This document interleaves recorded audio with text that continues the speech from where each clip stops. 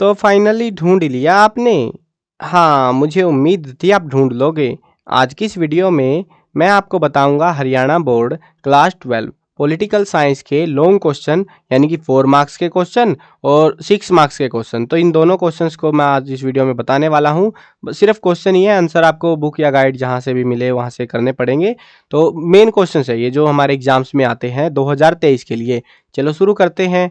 मैं हूं अजय और आप देख रहे हैं CCL क्लास। लेकिन वीडियो शुरू करने से पहले बता देता हूं, अगर क्लास 12 के बाकी सब्जेक्ट या पॉलिटिकल के 1 और 2 मार्क्स की MCQs की वीडियोस अगर आपको देखनी है या बाकी सब्जेक्ट की वीडियो देखनी है तो डिस्क्रिप्शन में प्लेलिस्ट का लिंक है, पहला ही लिंक है डिस्क्रिप्शन में, उससे जाके आप देख सकते हो। अगर आपको ये सारे क्वेश्चंस लिखे हुए चाहिए, भाई सोच रहे हो वीडियो में क्यों ही टाइम खोटी करूँ, लिखे हुए दे दो हमको, आसान रहेगा। तो वेबसाइट बता देता हूँ, गूगल पे जाके क्रोम वगैरह पे जाके सर्च करो cclchapter.com। उसके इंपॉर्टेंट क्वेश्चन के सेक्शन में जाना और वहां पर तुमको ये जो है सारे क्वेश्चंस लिखे हुए भी मिल जाएंगे। और इसी वेबसाइट पे आपको हरियाणा बोर्ड के प्रीवियस ईयर पेपर 2017, 18, 19, 20, 21, 22 वाले और साथ में जो है सैंपल पेपर भी आपकी क्लास के और क्वेश्चन पेपर डिजाइन, सारी चीजें आपको अवेलेबल होंगी इसी वेबसाइट पे, तो चेकआउट कर लेना। अब शुरू करते हैं क्वेश्चंस को। सिर्फ क्वेश्चन पढ़ूंगा, ज़्यादा एक्सप्लेनेशन वगैरह नहीं दी जाएगी यहाँ पे, मतलब क्योंकि इतने बड़े बड़े आंसर है ना, तो एक्सप्लेन करने में बहुत टाइम लग जाएगा हमारा, अगर थोड़ा बहुत बताने भी लग गया मैं। बट राउंड ऑफ जो आइडिया होगा थोड़ा बहुत मैं बता भी दूंगा, जो मेरे को थोड़ा बहुत आइडिया होगा उस बारे में, ठीक है, जो ईजी रहेगा। चलो अब शुरू करते हैं। पहले 4 मार्क्स के करेंगे, फिर 6 मार्क्स के करेंगे। Describe any 4 problems arising out at the time of partition. जब पार्टीशन हुआ तो उसके टाइम पे 4 प्रॉब्लम उठी थी उनके बारे में, मतलब बहुत सारी उठी थी, दिखते तो बहुत सारी थी, 4 दिक्कतों का वर्णन करना आपको किसी का। इसकी 6 कर लेना, वैसे हो सकता है लॉन्ग क्वेश्चन में पूछ ले आपसे ये, तो एक्स्ट्रा ही कर लेना 1-2। Mention any 4 causes for the वाइसराय of Janata party in the Lok Sabha election of 1977। तो 4 कारण बताने हैं विक्ट्री के, वाइसराय कह रहा हूँ विक्ट्री के, जनता पार्टी जीत गई थी ना 1977 का इलेक्शन, तो उसके पीछे 4 कारण बताने कि क्यों जीत गई। पंजाब पैक्ट ये क्या था, इसके ऊपर पूरा नोट लिखना है आपको। Discuss any 4 causes of tension between India and Pakistan. India और पाकिस्तान के बीच में भाई हम हर समय पे टेंशन रहती है, लड़ाई दंगे, बम मारते रहते हैं, सीज फायर हो गया, ये हो गया, तो इसके पीछे 4 कारण बताने क्यों वो चाहते हैं, क्योंकि सारा रोड़ा कश्मीर का है। What were the main cause of war between India and China in 1962। 1962 में इंडिया और चाइना के बीच में जो लड़ाई हुई उसके पीछे के मेन कोज क्या थे। एक चीज ध्यान देना, ज्यादातर क्वेश्चंस में, ज्यादातर का मतलब है लगभग 70 to 80% जो क्वेश्चन है ना आपके, उनमें आपसे कारण पूछे जाएंगे या चैलेंजेस या जो भी है, मतलब ऐसे पूछे जाएंगे। आपको लगेगा कि मेरे को शायद पॉइंट बना के बताना चाहिए, तो आपको जो है आंसर में हमेशा ध्यान रखना, अगर तुम आंसर में पॉइंट बना सकते हो, पॉइंट बना के ही आंसर लिखना है। चाहे तुम्हें मतलब ऐसा लग रहा है ना कि भाई बनाए नहीं बनाए, ऐसे पैरा बना देंगे तब भी क्या ही फर्क पड़ेगा, तब भी आपको पॉइंट ही बनाना है। अगर कोशिश हो सके, मैक्सिमम कोशिश करने पॉइंटों में दो आंसर को। पॉइंटों का फायदा बताता हूँ क्या है। वैसे हम भर देंगे ना, अगर एक पन्ना भर देंगे, 4 नंबर मूड की बात है, दे दे ना भी दे, और अगर हमने पॉइंट बना दिए 4 नंबर के पर्सन के लिए, हमको सिर्फ 5 पॉइंट लिखने हैं और आपका नंबर पूरे आएंगे पक्का, ठीक है। कुछ में तो जैसे इन्होंने बोला 4 कोच दे दो, तो सिर्फ 4 ही लिखो, 5वां भी मत लिखो भाई, 4 ही लिखो बस। लेकिन अगर जो है इन्होंने बोला बस जैसे मेन कोच, तो 5 पॉइंट लिखी, तो 5 से ज़्यादा लिखने की जरूरत नहीं होती। Similar with the long question, 6 number के जो क्वेश्चन होते हैं हमारे, उनके अंदर भी 6 पॉइंट या 7 पॉइंट या मैक्सिमम 8 पॉइंट देने होते हैं, ज़्यादा नहीं। और मेजोरिटी ऑफ द क्वेश्चन आपके ऐसे ही होते हैं पॉइंटों वाले, ठीक है। तो आपको इस तरीके से ही करना है, ये ज़्यादा बढ़िया तरीका है नंबर लाने का, और कम लिखना पड़ता है, कम भी लिखना पड़ता है भाई, और सही भी लिख पाते हैं हम। सही सही पॉइंट लिखोगे तो नंबर मिलेंगे, गलत सलत लिख दोगे तो नंबर नहीं मिलेंगे, तुम्हें वैसे भी कटने हैं फिर तो तुम्हारे। चलो आगे बढ़ते हैं, क्वेश्चंस पे कंटिन्यू करते हैं। ये चीज़ जरूरी थी बतानी, क्योंकि बहुत सारे स्टूडेंट को पता नहीं है और फिर वो एग्जाम में ऐसे फर्रे से भर के आ जाएंगे और फिर बोलेंगे सर नंबर आए नहीं हमारे, आपने क्वेश्चन बताए थे, क्वेश्चन भी आ गए, फिर भी नंबर नहीं आए। तो भाई उसमें गलती आपकी भी नहीं है, कई बार आपको पता ही नहीं होता, तो इसीलिए मैंने बता दी वो चीज़, ठीक है। वैसे आप में से ज़्यादातर को पता होगा इस बारे में, बट कुछ एक को नहीं पता, तो उसके लिए भी बता दी है। चलो क्वेश्चन कंटिन्यू करते हैं अपने। Discuss any 4 challenges in the way of US dominance. US dominance के 4 चैलेंजेस बताने हैं। Write a note on ethnic conflict in Sri Lanka. Sri Lanka में एथनिक कन्फ्लिक्ट जो है उसके ऊपर नोट लिखना है हमको। Describe the principle of United Nation organisation. ये याद कर लेना, अच्छे से याद करना ये वाला क्वेश्चन, ये यूनाइटेड नेशन और ऑर्गेनाइजेशन वाला प्रिंसिपल्स के, मतलब ये शॉर्ट क्वेश्चन भी बहुत आ रहे हैं, शॉर्ट वाले में पूछा जाता है, मतलब 2 नंबर में और साथ में 1 नंबर में पूछ लिया, कभी जो है लॉन्ग क्वेश्चन में भी हो सकता है 6 मार्क्स में पूछ ले, तो 5-6 पॉइंट इनके पढ़ लेना इनके। Describe any 4 challenges before the independent India. देश जब आज़ाद हुआ था उससे पहले 4 चैलेंज क्या क्या फेस करने पड़े इंडिया को, हमें वो बताने हैं। डिस्क्राइब एनी 4, देखो हर जगह पे आपको ऐसे ही मिल रहा है ना 4 4 4, तभी मैंने बोला है कि पॉइंटों में लिखो, ज़्यादातर का आंसर आपको ऐसे ही लिखने होंगे। Describe any 4 external factor which play their role in determination in Indian foreign policy. तो इंडियन फॉरेन पॉलिसी, वैसे तो इस पॉलिसी को पूरा पढ़ लेना भाई, ये पॉलिसी वाले क्वेश्चन बहुत आते हैं, बहुत सारे क्वेश्चन आते हैं इंडियन फॉरेन पॉलिसी को लेके, कभी छोटा कभी बड़ा कभी लॉन्ग क्वेश्चन। इसको अच्छे से कर लेना इस टॉपिक को, एक पॉलिसी वाला है और एक आध टॉपिक्स और आपके। Explain any 4 main principle of Indian foreign policy, 4 principle बताने हैं हमको। Write any 4 determinative factor of Indian foreign policy, 4 factors हमको बताने हैं, या फिर यहाँ पे देखो, यहाँ एक्सटर्नल फैक्टर है, यहाँ पे डिटर्मिनेटिव फैक्टर्स बताने हैं। Explain any 4 consequences of the declaration of emergency in 1975, 1975 में इमरजेंसी डिक्लेयर कर दी गई थी, उसके 4 परिणाम बताने हैं, consequences. Describe any 4 causes for the declaration of, ये फिर से आगे, अच्छा ये कोजेज है, यहाँ पे कॉन्सिक्वेंसीज थे, यहाँ पे कोजेज है, 4 कारण देने हैं, यहाँ पे परिणाम बताने हैं, मतलब फर्क है दोनों में। एक में हमको बताना है कि लग गई तो उसका क्या नुकसान हुआ, एक में कारण क्या थे, वो लगाई ही क्यों थी। Discuss any 4 advantages of unipolar system, unipolar system के 4 एडवांटेजेस बताने हैं। Describe the functions of security council of UNO, UNO के जो है सिक्योरिटी काउंसिल के फंक्शन बताने हैं। अब फंक्शन के नाम पे इन्होंने बोला नहीं है, लेकिन तुमको 4 से 5 ही बताने हैं, ठीक है। Explain in brief any 4 aim of United Nation organisation, UNO के 4 एम बताने हैं। ये जो है ना सेम सी चीज़ है, यूएनओ और WHO, इनके जो है पढ़ लेना इनको अच्छे से, ये 2-3 ही टॉपिक्स हैं खास है, और उनके एम या ऑब्जेक्टिव यही पूछते हैं एग्जाम में हर बार, और कुछ ज़्यादा पूछते नहीं है। अगर बड़े क्वेश्चन कर लोगे ना तुम पहले, तो फिर छोटे क्वेश्चन करने में दिक्कत नहीं होगी, फिर छोटे तुम्हें ईजी पड़ेंगे। 4 नंबर और 6 नंबर वाले कर लेना, साइट पे अवेलेबल है, तो साइट पे मैंने इसीलिए अवेलेबल कराए हैं ताकि तुमको ऐसे वीडियो में आगे पीछे ऐसे धक्के से ना खाने पड़े, वहाँ से आराम से देख के पहले बड़े क्वेश्चन करो, फिर आराम से छोटे छोटे भी करते रहो। Explain the role of India in UNO, United Nation organisation, ये तो फुल फॉर्म रट गई होगी तुमको, है ना, तो मेरे को याद हो गई भाई, इतने क्वेश्चन आ चुके हैं, तो इसका रोल बताना है। Describe any 4 reasons for the need of UNO, UNO के जो है क्यों जरूरत है हमको, 4 रीजन्स देने हैं।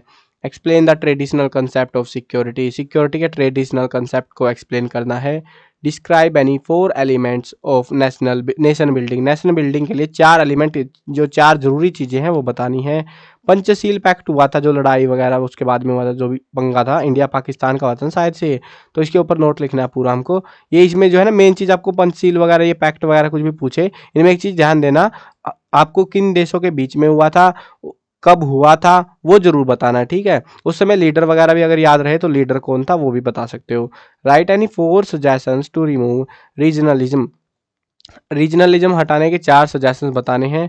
नोट लिखना है ऑपरेशन डेजर्ट स्टॉर्म, ये एक ऑपरेशन चलाया गया था, तो इसके ऊपर एक नोट लिखना है हमको। Describe any 4 problems before SAARC countries, SAARC countries के सामने 4 समस्याएं क्या क्या है। 4 suggestion for the success of SAARC, SAARC को अगर हमें सफल बनाना है तो 4 सजेशंस दे दो। मेन ऑब्जेक्टिव क्या है, सार्क को बना ही क्यों रखा है, ऑब्जेक्टिव क्या है उसके। 4 threat to the security of the world, 4 खतरे बताने हैं सिक्योरिटी ऑफ द वर्ल्ड के लिए। 4 principal of United nation, United nation के 4 प्रिंसिपल। मीनिंग बताना है कमिटेड जुडिशरी का मतलब क्या होता है। Describe any 4 causes for the development of regional parties in India, India के अंदर रीजनल पार्टी बहुत सारी बनती चली गई, और इसके पीछे 4 कारण देने हमको। Write any 4 cause of the origin of regionalism in India, India के अंदर जो रीजनलिज्म है, जातिवाद वगैरह, वो ओरिजिन हो गया, उसके पीछे 4 कारण देने। ये कई बार पूछा गया एग्जाम्स में, ये जिनके ऊपर लिख रखा है ना मोस्ट इंपॉर्टेंट, ये कई बहुत बार आ रहे हैं एग्जाम्स में, रिपीट हो जा रहे हैं बार बार, तो इसीलिए मैंने इनके ऊपर लिख दिया है। Give any 4 suggestions to end the emerging trend of regionalism in India, अब ये जो रीजनलिज्म चल रहा है इसको खत्म करने के 4 सजेशंस देने हैं। Give any 4 suggestion to remove regionalism in India, इसका और इसका सेम ही आंसर लिखना है हमको, मतलब दोनों का सेम ही है, बस अलग इसीलिए लिख दिया मैंने ताकि आपको पता लगे कि भाई ये वाला जब पढ़ोगे ना तुम याद करने बैठोगे, क्वेश्चन आपके घट जाएंगे ऑटोमेटिक इस तरीके से, क्योंकि इसका आंसर सेम है। ऐसे बहुत सारे क्वेश्चन मिलेंगे तुमको, अकेला यही नहीं है, बहुत सारे और भी। Give any 4 suggestion for facing American dominance, American dominance को फेस करने के 4 suggestions. Give any 4 suggestion for the success of United Nation after the end of cold war, cold war जब हुआ उसको सजेशन बताने सक्सेस के लिए। Write a note on balance of power, power balance के ऊपर हमको एक नोट लिखना है। Explain any 3 aim and objective of development, development के 3 एम और ऑब्जेक्टिव हमको एक्सप्लेन करने हैं। 4 फंक्शन बताने हैं प्लानिंग कमीशन के, तो अच्छे से याद कर लेना। प्लानिंग कमीशन के कभी 2 फंक्शन पूछ लिए जाते हैं, कभी 3 पूछ लेते हैं, कभी 4, चलता रहता है। Write any 4 function of national commission for women, women के लिए बताने हैं। अब हमको देखो यहाँ पे तो सारों के लिए बताने हैं, यही वाले तुम इसमें लिख सकते हो, आसान भी रहेगा तो मर्ज कर सकते हो। Discuss the constitutional provision in the context of women empowerment in India, तो बताना है। Right note on the social status of women, social status कैसा है वुमेन का, उसके ऊपर बातें करनी है हमको। What are the cause for the necessity of women empowerment, हमें ज़रूरत ही क्यों है, कोजिज, अच्छा कारण बताने हमको कि इसकी ज़रूरत क्यों है। Give any 4 features of coalition government, coalition government यानी कि गठबंधन सरकार जो होती है हमारी, कई सारी पार्टियां मिलकर सरकार बनाती है ना, तो उसके 4 फीचर बताने, क्या क्या फीचर्स उसके अंदर होते हैं। Right any 4 consequences of disintegration of Soviet union, Soviet union का डिसइंटीग्रेशन कर लेना अच्छे से, कौन सी क्या परिणाम हुए, क्यों हुआ, क्या चक्कर था, सारा ये पढ़ लेना इसको अच्छे से, सोवियत यूनियन डिसइंटीग्रेशन वाले टॉपिक को, ठीक है। इसमें से 4 कॉन्सिक्वेंस पूछ लेते हैं, बहुत सारे क्वेश्चन मैंने देख लिए हैं तभी बता रहा हूँ इस चीज़ के बारे में। Discuss any 4 feature of Soviet system, Soviet system के 4 feature. Explain in brief the advantages of economic reform done by China, China ने इकोनॉमिक रिफॉर्म करा था, उसके एडवांटेजेस क्या क्या मिले। Write any 4 feature of international organisation, इसके जो है 4 फीचर बताने हैं। 4 कारण बताने हैं एनवायरमेंट पोल्यूशन के पीछे के, और ये सेम सा क्वेश्चन 2 कारण पूछे गए थे 2 नंबर के क्वेश्चन में, तो ऐसा चलता है, ठीक है। तो बता दे रहा हूँ जो चीज़ें मैंने को ध्यान आ रही है कि हाँ मैंने वहाँ भी बताया था, यहाँ भी बता रहा हूँ, ताकि आप अच्छे से याद करो इन क्वेश्चन को। Explain main 4 feature of green revolution, green revolution के 4 फीचर बताने के क्या फ़ायदे हुए, क्या चीज़ें वो बतानी है। Explain any 4 obstacles come in the way of disarmament, disarmament के रास्ते में क्या क्या बाधाएं आई, ऑब्स्टैकल्स आई, उनके बारे में एक्सप्लेन करना है। Write any 4 causes for the need of disarmament, disarmament की जरूरत ही क्यों हमको, उसके पीछे कारण देने, हथियार क्यों चाहिए हमको।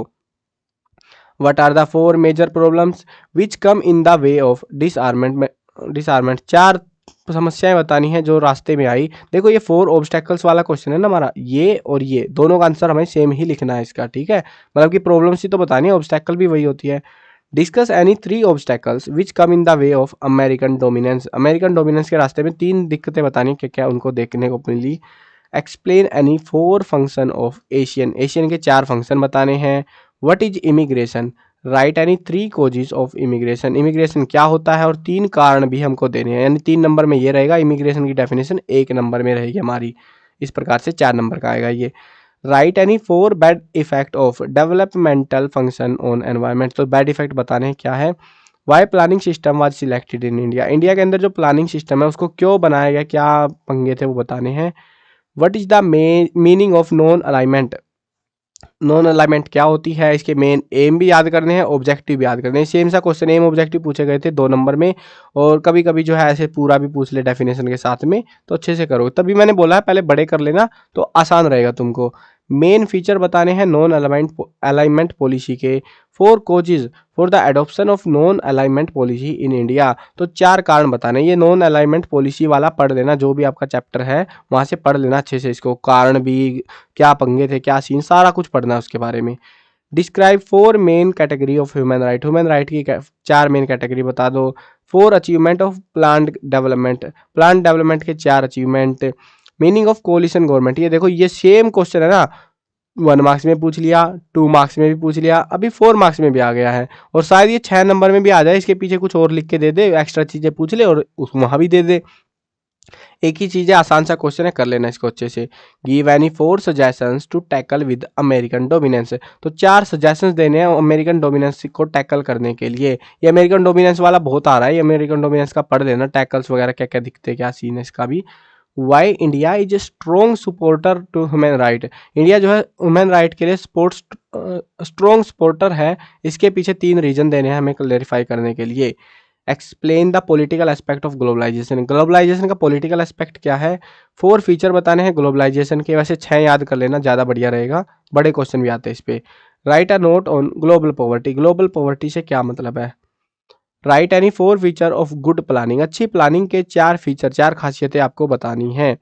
Y Congress party is known as umbrella organisation, Congress party को हम अम्ब्रेला ऑर्गेनाइजेशन के नाम से क्यों जानते हैं, क्यों कहते हैं उसको। Explain any 4 objective of development, development के 4 ऑब्जेक्टिव बताने हैं। Write a note on international court of justice, international court of justice के ऊपर हमको नोट लिखना है, एक्सप्लेन करना है पूरा डेफिनेशन वगैरह क्या है, क्या होता है वहाँ पे। Explain any 4 danger which are related to human security, 4 चीज़ें बतानी है, पहले भी आ चुका है 4 नंबर में, सारे रिपीट हो रहा है क्वेश्चन, 4 डेंजर्स बताने हैं। Explain any 4 hindrance in the way of nation building, ये फिर से आ गया भाई, कितनी बार आएगा, ये 4 दिक्कतें बतानी है नेशन बिल्डिंग के टाइम पे। 4 elements of nation building, 4 element बताने। अब देखो यहाँ पे फर्क है, ये रोकने वाली चीज़ है, 4 हिंड्रेंस बताने और 4 चीज़ें रोकने वाली, यहाँ पे एलिमेंट बताने किनसे नेशन बिल्डिंग के लिए होते हैं 4 element. Write any 4 method to remove the hindrances in the way of nation building, nation building को हटाने के हिंड्रेंसेज, मतलब हमको 4 तरीके बताने हैं, हम उनको कैसे निकालेंगे। यहाँ पे बताने की दिक्कतें क्या है, यहाँ पे हमको याद करनी है कि भाई एलिमेंट्स क्या है, सारी चीज़ें करोगे ना तुम नेशन बिल्डिंग की, आराम से क्वेश्चन हो जाएगा तुम्हारे पूरा topic. What were the consequences of food crisis in India, food crisis के पीछे क्या कारण थे। Who was Dalit panther, Dalit panther कौन था, ऑब्जेक्टिव क्या थे उनके। नोट लिखना है हमको राइट टू इन्फॉर्मेशन के ऊपर, अपने हिसाब से जो भी तुमको याद आए लिख देना। Explain any 4 cause of one party dominance in India, तो वन पार्टी डोमिनेंस के बारे में हमको 4 रीजंस देने हैं। देखो आपको मैंने बोला था ना पॉइंट बना के लिखो, आपको कितने सारे क्वेश्चन ऐसे मिल चुके हैं जिनमें पॉइंट ही बनाने, मतलब मेजोरिटी, मैंने 70-80 बोला था, लेकिन यहाँ पे 90 से भी ऊपर % में क्वेश्चन ऐसे हैं जिनमें आपको सीधे 4 पॉइंट बनाओ, काम खत्म करो, ऐसे ही पूछेंगे। और आपको ज़्यादा लिखना भी नहीं है वहाँ पे, कहीं आप तुम पहरा बना के लिखने लग जाओ, वहाँ पे वो गलती नहीं करनी है। पॉइंट पूछे तो पॉइंट बताओ, 1 2 3 4 गिनती डालो उसमें एग्जैक्ट, ठीक है, तभी बढ़िया नंबर मिलते हैं। Give any 4 feature of Indian party system, Indian party system के 4 फायदे। 4 feature of people's movement, people movement जो चली थी उसके 4 फीचर बताने हैं। Which 4 method are used by security council for the solution of international conflict, international conflict के solution के लिए कौन से 4 तरीके सिक्योरिटी काउंसिल अपनाती है। Give a clear cut meaning of linguism, linguism क्या होती है, भाषा वाला सिस्टम जो। Clear the role of political parties in democracy, democracy के अंदर पॉलिटिकल पार्टीज का क्या काम होता है वो बताना है हमको। What are the main features of Indian model of economic development, main features बताने हैं।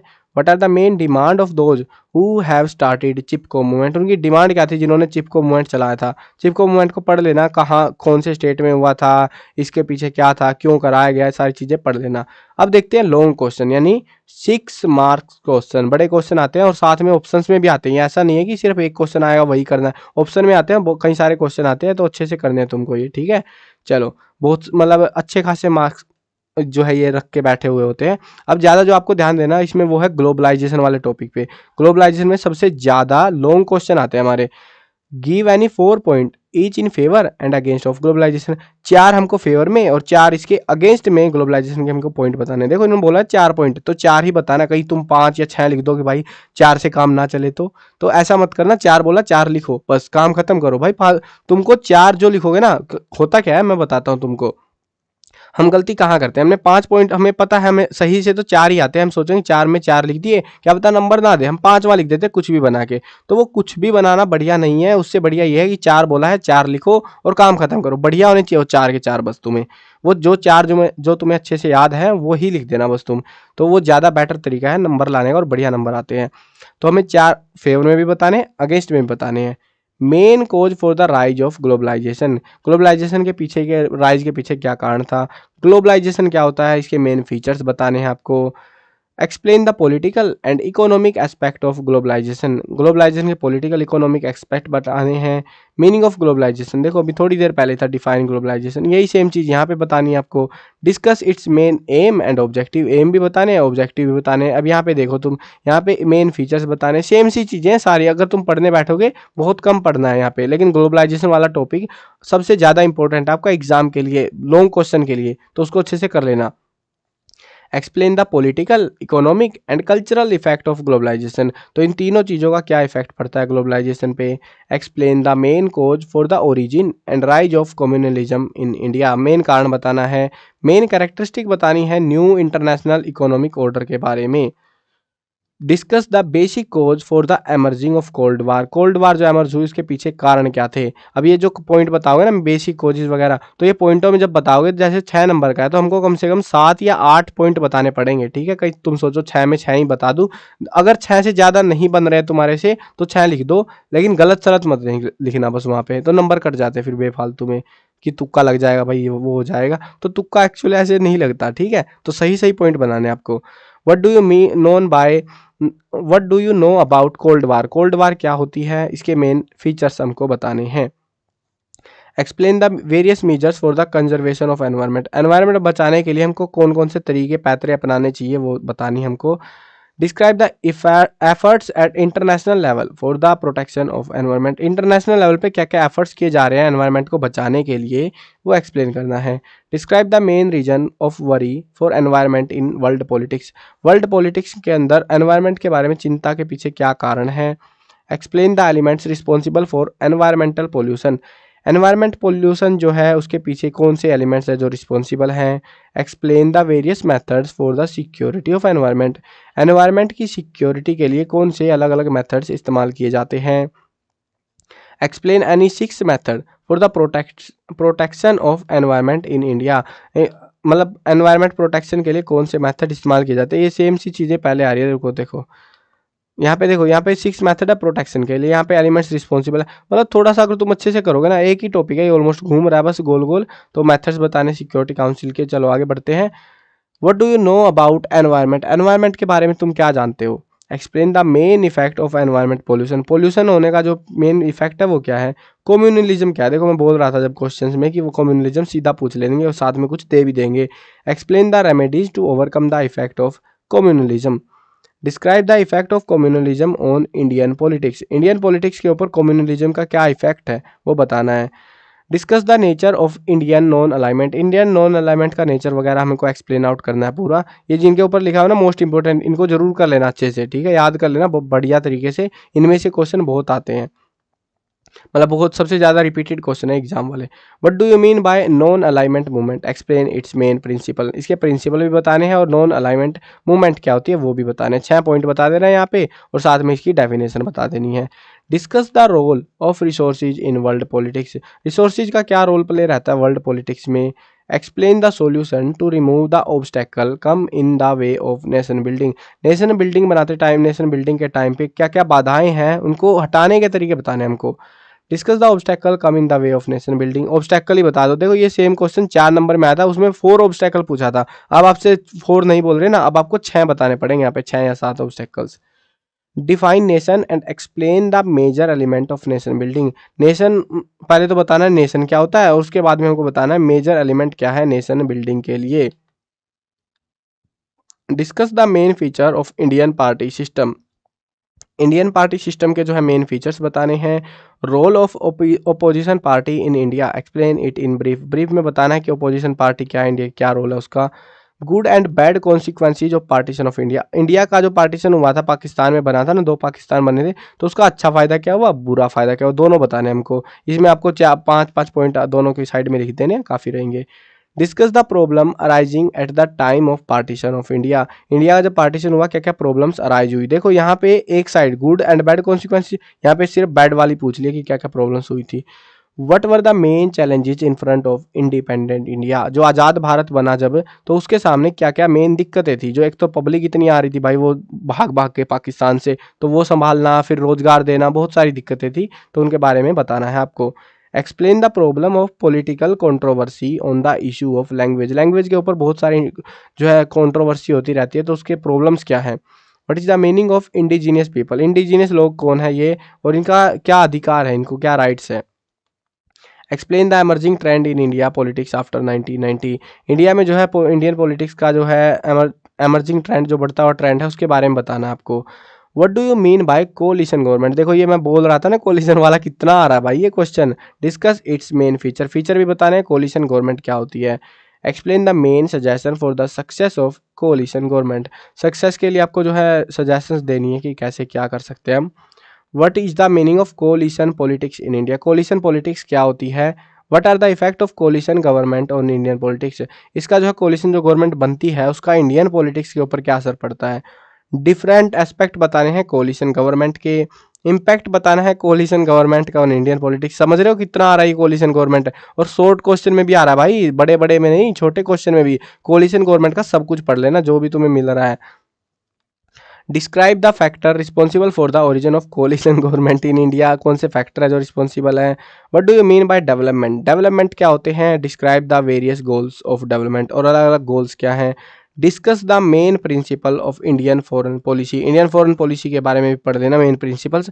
देखो इंडियन फॉरेन पॉलिसी हो गया, कोलिशन गवर्नमेंट हो गया, आपके जो है कुछ जैसे यूएनओ या इनके जो है ना वर्ल्ड ट्रेड सेंटर वगैरह, इनके क्या क्या फीचर प्रिंसिपल्स वगैरह है, ऑब्जेक्टिव है। सोवियत यूनियन वाला टॉपिक कर लेना थोड़ा अच्छे से, कि सोवियत यूनियन का वो हुआ था ना, अलग हुआ, बंटवारा हुआ, कारण क्या थे, क्या सीन हुआ। तो ये जो क्वेश्चन है ये कुछ ज़्यादा पूछे जाते हैं, मतलब ज़्यादा आते हैं एग्जाम में इनमें से, ठीक है, इन टॉपिक्स में से, तो इनको अच्छे से कर लेना अपना।